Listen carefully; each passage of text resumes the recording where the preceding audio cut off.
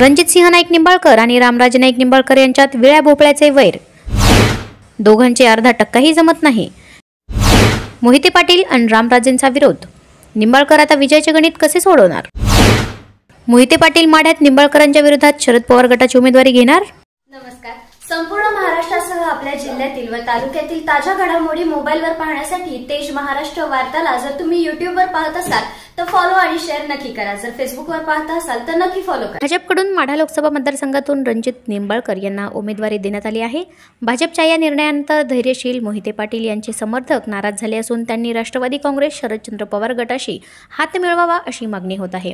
गेल्या काही महिन्यांपासून माढ्यात रणजित निंबाळकर आणि मोहित पाटील यांच्यात संघर्ष सुरू होता. मोहित पाटील यांना यंदा माढ्यातून उमेदवारी मिळावी अशी त्यांची इच्छा होती.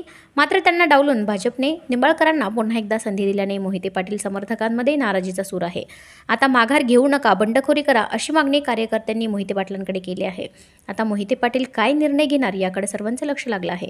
रामराजे आणि विजयसिंह मोहिते पाटील एकत्र येत आहेत हे ओळखून रणजितसिंह निंबाळकर यांनीही माढा मतदारसंघात आपली ताकद वाढवण्यास सुरुवात केली होती. अजित पवार राज्यातील सत्तेत सामील झाल्यानंतर राष्ट्रवादीचे माढ्याचे आमदार बबनदादा शिंदे हे उघडपणे रणजितसिंह निंबाळकर यांना पाठिंबा देत आहेत.